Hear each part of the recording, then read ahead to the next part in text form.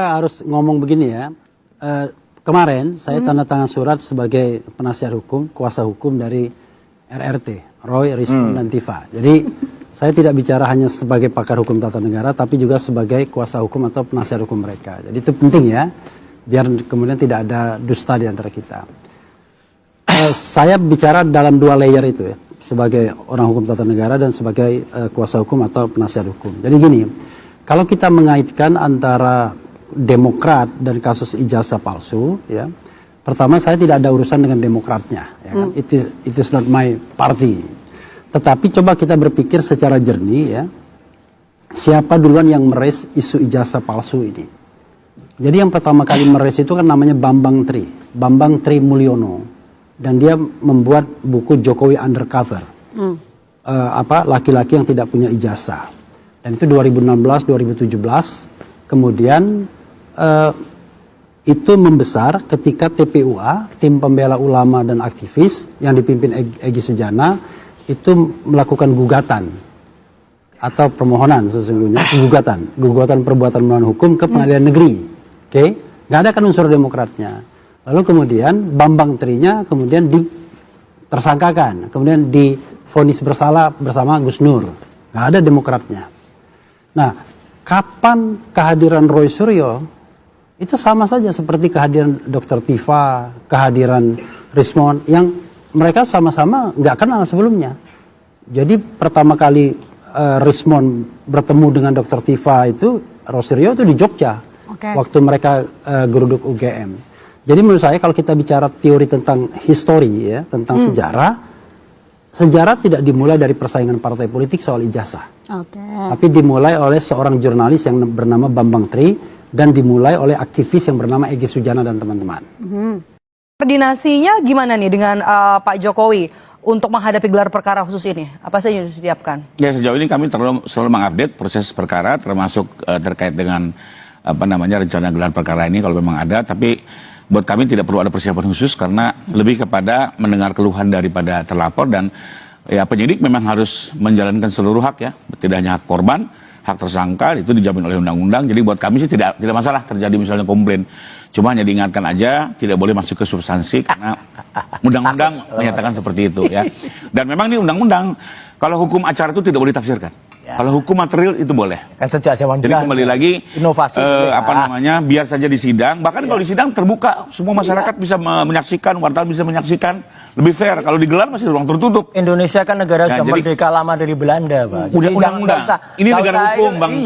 Bukan negara politis. Inovasi kan perlu. Kalau ada inovasi dulu di undang-undang juga nggak diatur kalau ada persidangan tuh Zoom. Atau persidangan itu online kan, akhirnya kan bisa. Kenapa mesti khawatir dibuka secara terbuka di pengadilan? Dengan disaksikan masyarakat? Dibuka, maksud saya dengan gelar perkara khusus dibuka juga. Tertutup. Alat buktinya, enggak. Gelar tidak mungkin wartawan bisa masuk. Oh, bukan wartawan. Tidak mungkin. Kita aja, di antara kita aja, antar pihak. Ini kan udah khusus publik, biar publik mengetahui semua dong. Ini ada yang takut. Jangan diselesaikan di ruang tertutup. Ada yang takut, ijazah yang katanya asli itu dibuka. Oke, kita tunggulah. Publik juga bisa menyaksikan, nanti kita keluar dari gelar perkara khusus. Tunggu, ijazahnya dibuka atau kalau tidak, ya silahkan publik mempertanyakan. Oke. Dan saya pastikan pasti dibuka langsung oleh Pak Jokowi sendiri. Ya, di gelar perkara khusus loh ya, bukan di persidangan. Di persidangan. Ini mau ngeles lagi nanti. Oke. Jadi apapun yang dilakukan oleh bapak dan anak ini kebetulan di forum internasional itu sebenarnya tidak membuktikan apa-apa ya. Yang laku, yang percaya itu cuma termul. Dan itu ternyata kan ada ya riset berbasis algoritma dan ini sahih ya, maksudnya valid ya. 93% masyarakat Indonesia itu percaya bahwa ijazah ini fake. Dan tinggal 7% aja, berarti 7% itu kita identifikasi ini termul-termul ini kan gitu. Yang masih percaya dengan segala macam seperti tampilan-tampilan pencitraan-pencitraan seperti itu, tinggal 7%. Hanya tinggal 7%. Tinggal 7%. Dan itu penelitian yang valid. Penelitian valid berbasis algoritmik. Tak ada intervensi manusia sama sekali, benar-benar mesin bekerja. Mbak Tifa itu dapat ilham, bisikan dari alam gaib bahwa ijazah Pak Jokowi itu palsu. Kalau itu dijadikan alasan, itu sangat menakutkan bagi saya. Pak SBY bayar utang itu 1.840 triliun. Selama pemerintahnya 10 tahun itu bayar utang 1.800 triliun. 1.840 triliun. Pak Jokowi bayar 5.323 triliun. Wow. Pak SBY membangun 11.350. Dia lebih banyak bangun jalan. Ini sama revitalisasi ya. Revitalisasi itu jalan yang sudah ada tuh bisa dibesarkan atau bisa ditimpa dan sebagainya. Pak Jokowi itu membangun 10.700 kilometer. tapi tolnya 2.700. Dia lebih banyak daripada Pak SBY. Pak SBY bangun tol 350 km, Pak Jokowi 2.700. Ya. Jadi unda-undi saja dia. Bendungan. Pak SBY bangun bendungan 7, yang 18 itu bahasa yang dulu kita pakai itu mangkrak. Itu diteruskan Pak Jokowi ditambah lagi 56. Jadi Pak Jokowi itu bendungan itu 60-an lebih kan. Jadi terus apa lagi? Bandara, revitalisasi 16, Pak Jokowi 15. Yang baru Pak SBY 39, Pak Jokowi 38. Berikutnya apa lagi yang tidak ada kaitannya dengan pembangunan langsung? Freeport. Berapa presiden membiarkan Freeport 9% sahamnya? Diambil Pak Jokowi, dibayar 60 triliun, uangnya Inalum kan? Kita ingat itu kan? Ya. Petral. Berapa presiden menikmati Petral? Kita nggak usah mengatakan mereka terima komisi. Tapi kenapa itu didiamkan? Kalau itu ada mafia minyak di sana. Januari 2015 dibubarkan sama Pak Jokowi. Ya kan? Saya waktu itu ingat kalau dia mau terima $1 aja. Satu hari $1 juta diterima. Berikutnya apa lagi? Sumur minyak. Blok Rokan Mahakam. Diambil Jokowi. Wilayah udara Singapura diambil bulan Maret 2024. Yang sudah tahu dari tahun 46 dikelola Singapura. Jadi kita mau ke Riau, presiden lapor dulu sama Singapura gitu kan. Apalagi kunjungan ke Papua. Semua presiden cuma sekali kunjungan. Jokowi 18 kali. Jadi kalau kita compare benchmark, kan harus ada data gitu.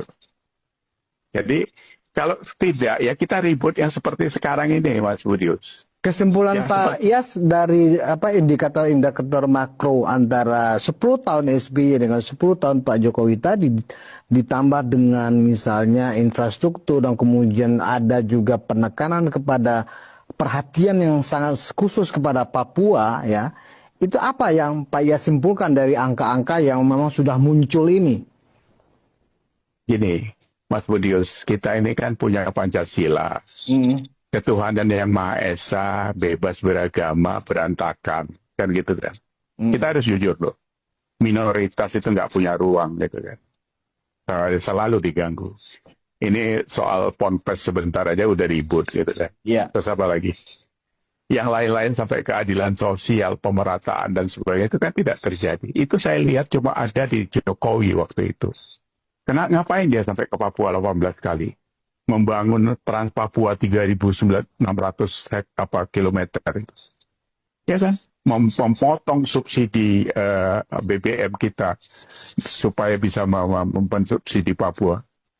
Itu kan sebuah pemikiran seorang negarawan. Nggak gampang itu. Kalau dia cuma mau duduk jadi presiden, untung rugi saja. Sudah dari kemarin-kemarin kaya dia itu kan. Jadi poinnya satu ya, kalau cari pemimpin ya memang kata Tan Malaka itu ya, memang harus dari rakyat yang pernah menjadi rakyat. Tidak bisa rakyat cuma artifisial saja kan gitu. Jokowi itu kan memang rakyat kan, karena hidupnya dari dulu dari pinggir kali Surakarta dan sebagainya. Jadi fokusnya itu pembangunannya itu terlepas di sana sini kurang banyak korupsi. Karena tidak bisa juga semuanya ditangani sama dia kan gitu. Ini negara besar bos. Dipegang sana. Jadi prioritas kerjanya yang mana begitu. Inilah hasil kerja dia kalau menurut saya. Yang penting sebetulnya ya dari kasus saya ini, yang sangat penting untuk dimintai kesaksian adalah Pak SBY. Saya juga sama dalam kasus Bank Senturi.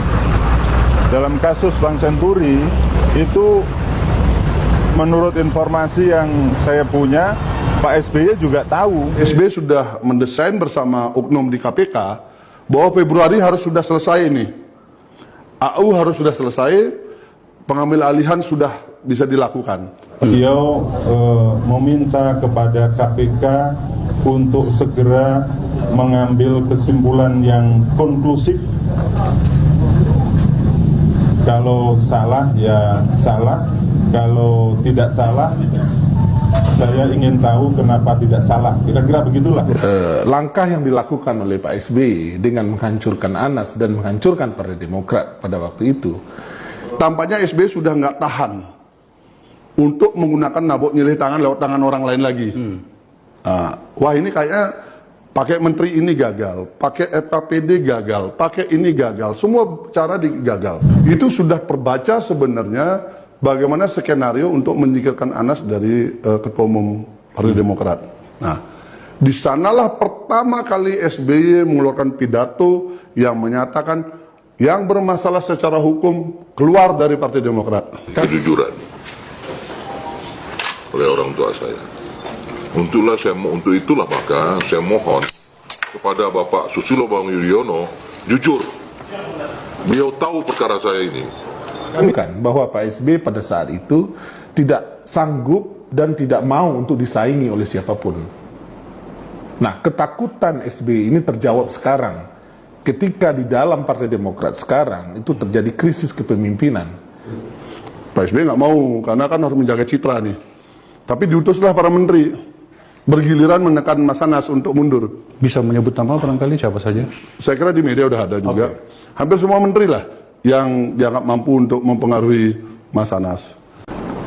Dan ketakutan SBY itulah kemudian melahirkan sebuah anggaran dasar, anggaran rumah tangga tahun 2020, di mana pengambil alihan semua kekuatan di dalam partai berada di tangan dia. Itu intervensi pemerintah pertama dalam sejarah partai politik.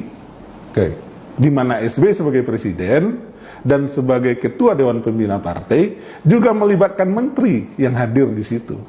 Isi BBM-nya SBY kepada Anas. Iya. Apa bunyinya tadi? Tolong diulangi. Anda tidak loyal.